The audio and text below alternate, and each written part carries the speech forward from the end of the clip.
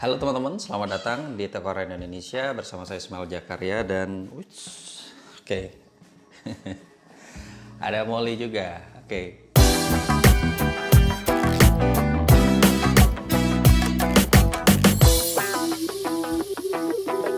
Sebelum lanjut, mohon bantuan teman-teman untuk mensubscribe channel ini dengan mengklik tombol subscribe yang ada di bawah dan jangan lupa untuk mengaktifkan loncengnya biar kamu tidak ketinggalan video terbaru dari Tech Corner Indonesia.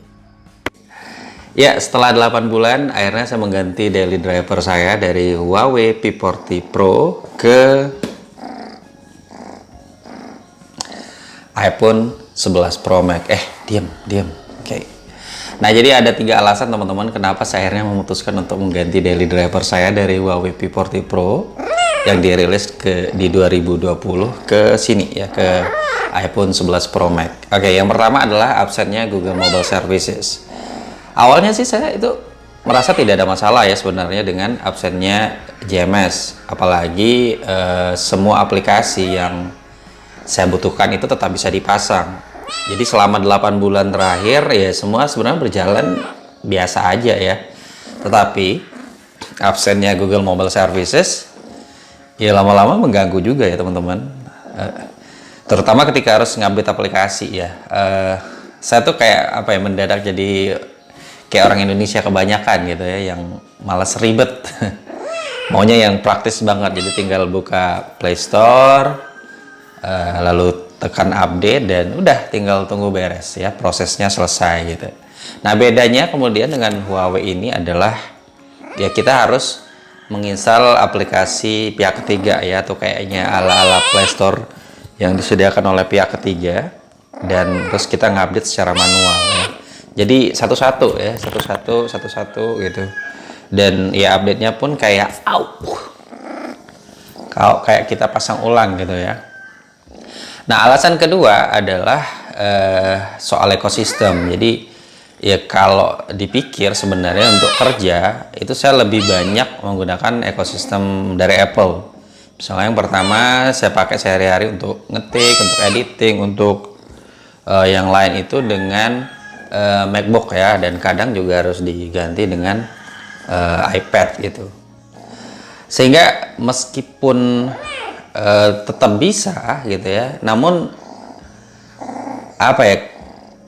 ya dengan perbedaan ekosistem antara Huawei dan juga Apple itu lama-lama juga kayak akhirnya mengganggu ya teman-teman. Kayak ini nih yang ganggu. Jadi kita nggak bisa kerja wireless gitu misalnya, tapi mau nggak mau harus harus kerja wired gitu pakai kabel. Jadi ya harus misalnya kalau habis ngambil gambar dan lain-lain itu harus nyambungin Huawei P40 Pro ini ke MacBook dulu, atau misalnya upload dulu ke ke cloud gitu ya, agar bisa di-download lewat iPad, karena kan nggak bisa disambung gitu ya antara Huawei P40 Pro dengan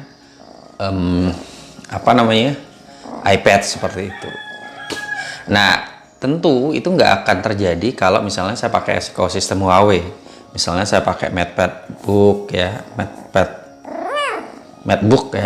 ataupun juga MatePad gitu. Jadi akan jauh lebih simple. Cuman kan kebanyakan emang saya pakai kayak inilah iPad, lalu saya pakai MacBook juga. Jadi ya prepare udahlah mending satu ekosistem gitu biar lebih enak kerjanya gitu. Jadi integrasi sinkron antara satu device dengan yang lain juga bisa berjalan lebih lancar gitu. Jadi kerja juga jauh lebih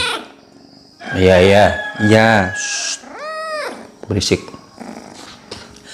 Nah, alasan ketiga adalah soal security. Nah, sebenarnya kalau ngomongin Huawei itu mereka secara rutin juga mengupdate ya pembaruan operating sistemnya, terutama untuk patch keamanan ya. Tetapi ya entahlah ya, saya tuh nggak begitu nyaman.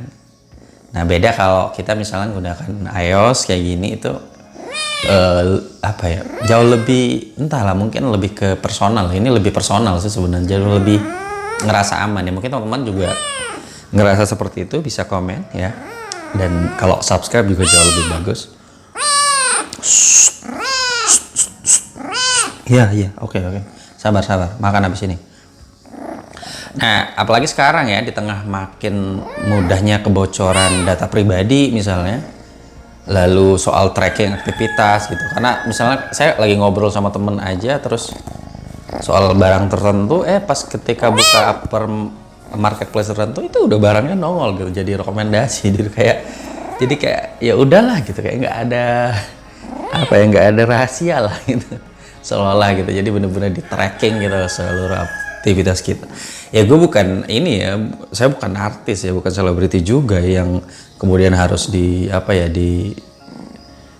datanya penting misalnya, ya nggak ada juga data-data penting gitu ya yang kemudian harus dibocorin ke media sosial atau ke internet misalnya, nggak ada juga gitu ya. Nah, yang seperti kita ketahui, Apple memang sangat serius soal privacy, soal security gitu ya, soal keamanan device-nya. Jadi dan sekarang yang kita tahu emang udah ada fitur yang pembatasan tracking ya. Jadi segala aktivitas kita misalnya kayak ketika browsing, buka aplikasi tertentu, itu nggak akan bisa terpantau sembarangan oleh pihak ketiga gitu. Jadi ya boleh dibilang intinya kita punya kontrol yang lebih besar pada HP kita. Tapi meskipun akhirnya memutuskan pindah, itu saya tetap merekomendasikan Huawei P40 Pro untuk teman-teman yang memang butuh HP dengan kamera mumpuni. Saya mengakui bahwa Huawei P40 Pro atau kamera Huawei P40 Pro emang dahsyat banget ya. Selama 8 bulan penggunaan itu saya nggak pernah kecewa sebenarnya dengan hasil jepretannya.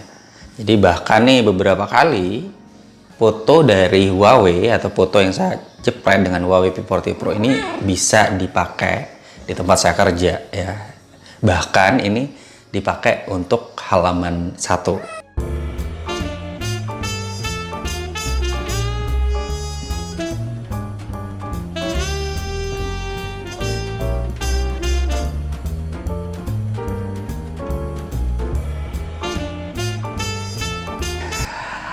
Ya cuman memang teman-teman, karena kebetulan saya juga nggak cuman foto, tapi belakangan mulai banyak fokus soal ke video misalnya, dan untuk bikin konten-konten. Saya kira hasil video Apple atau dari perangkat iPhone sejauh ini saya lihat sih belum ada yang bisa menandingi.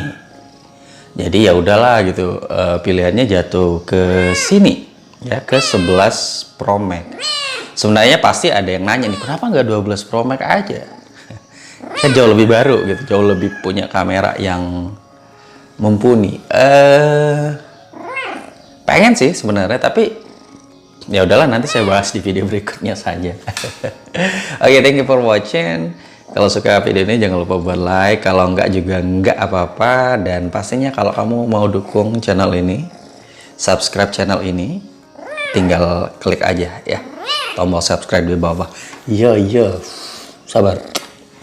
Thank you, bye. Bye dulu, bye. Bye.